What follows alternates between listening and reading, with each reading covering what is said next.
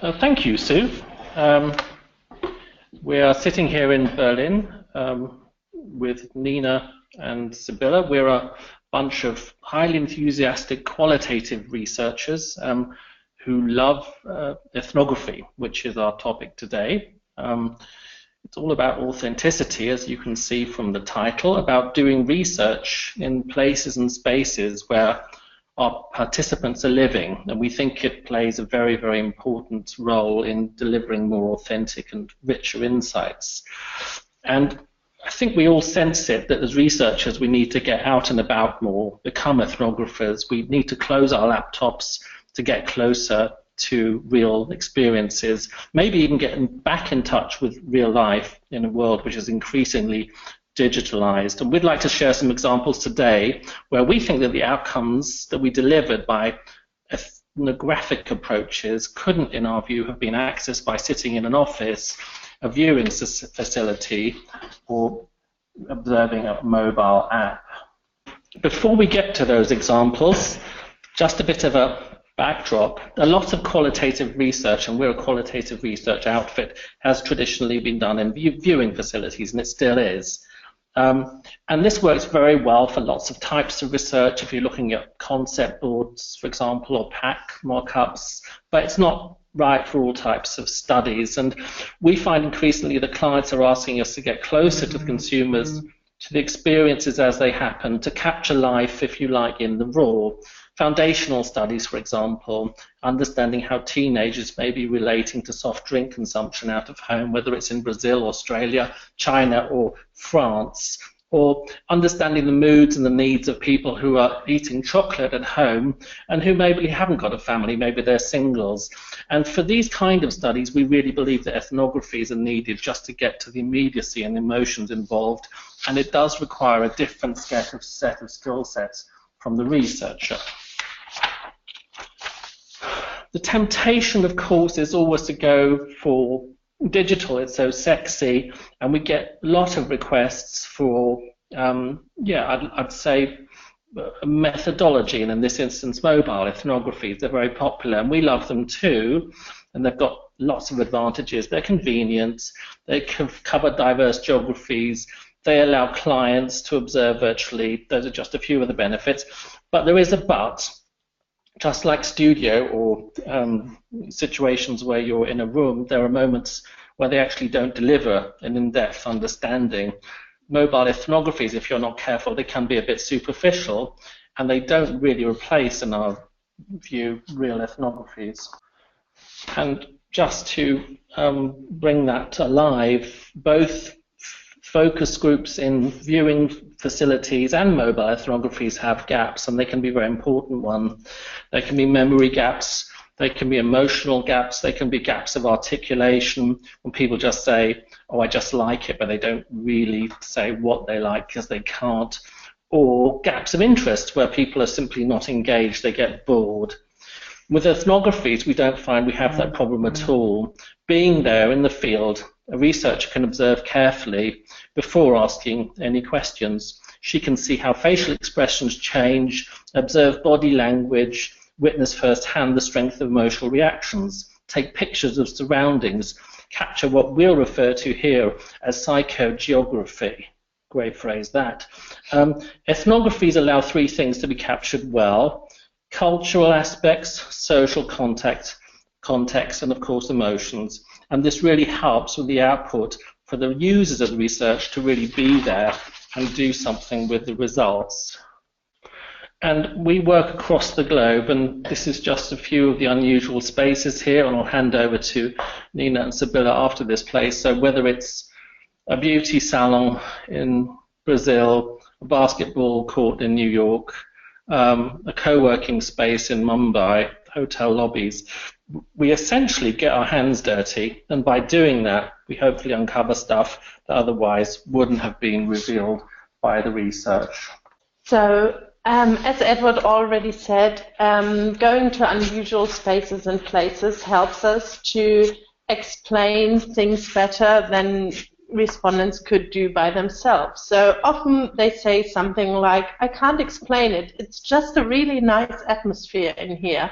And being with them in the shop that you see, which was in the US, helps you to understand what creates this nice atmosphere, what this vague feeling is, and what contributes to it. So being in this situation, people can often point out what really contributes to their overall feeling, and therefore helps researchers and clients to understand what they really mean.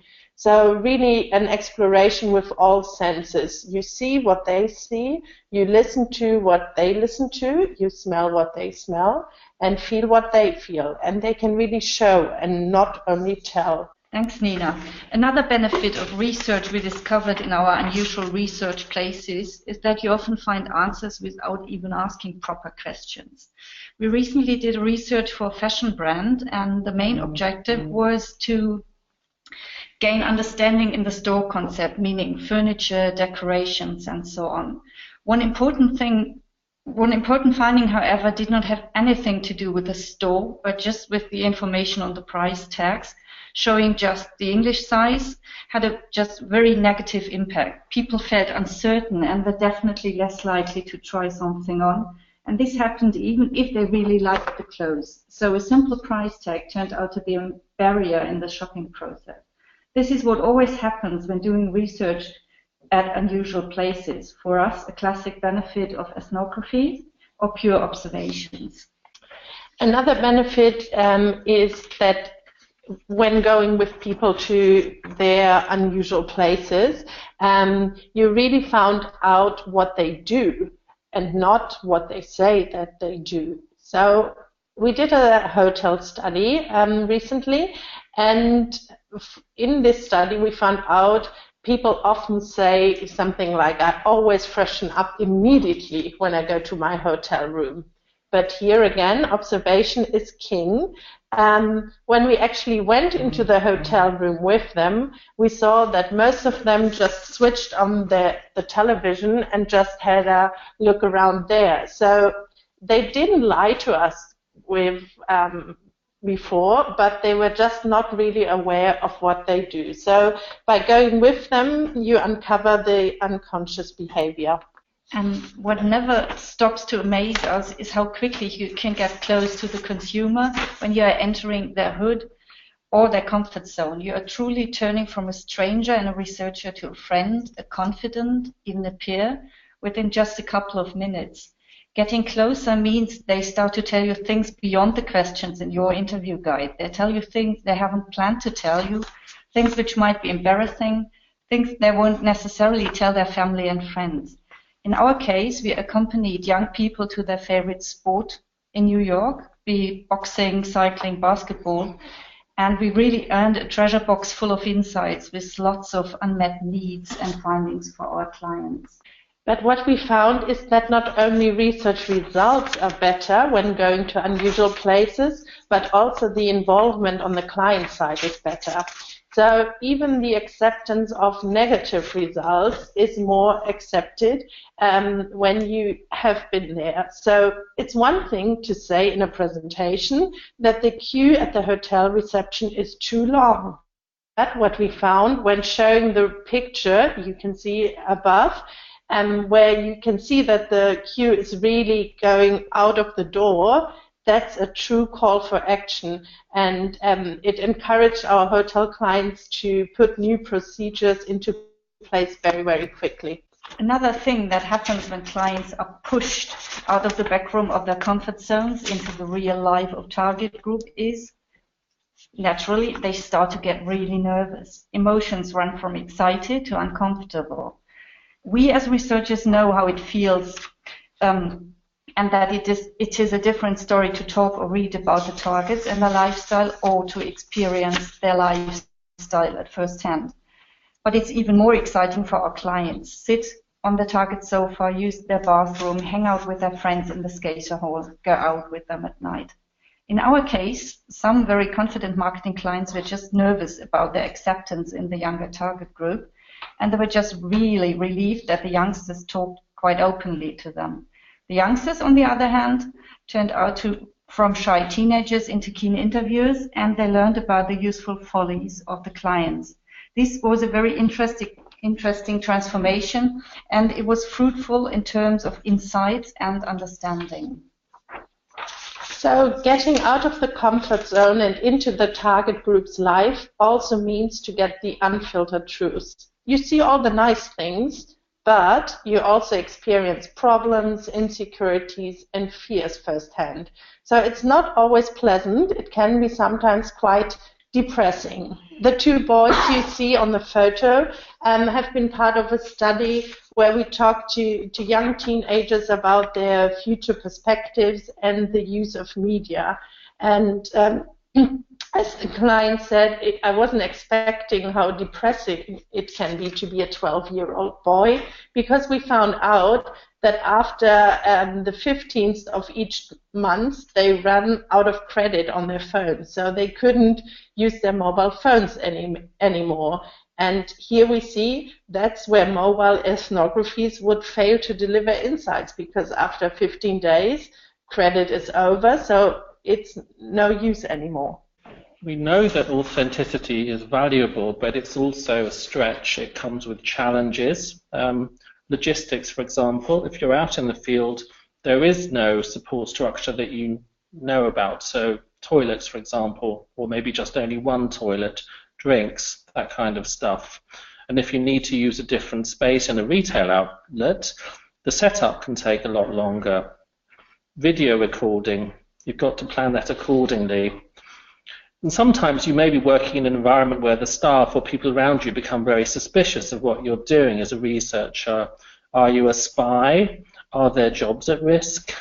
These are concerns you have to manage. And getting back to almost the origins of market research, you may have to engage in on-the-spot recruitment, which can be a long process, and it definitely requires a sort of a humility and a human charm that a focus group moderator doesn't really need to worry about. We think, though, that the effort is worth it because ethnographies help us researchers become better detectives. We look left, we look right, we see a fuller picture. Often we discover that there are really important issues or questions that we only discover during the field work, which means that our clients get more than they paid for.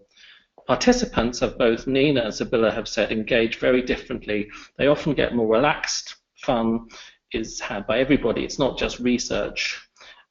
They also can do an awful lot more by showing you things rather than struggling to describe something. And bonding happens quite often when you find out after 20 minutes that you finish and you get a hug. How often do you get that in quantitative or online research? Our experience is also that this type of research is very easy for clients to get. They understand what they need to do. It's compelling and it's intuitive both at the same time. So what does it take?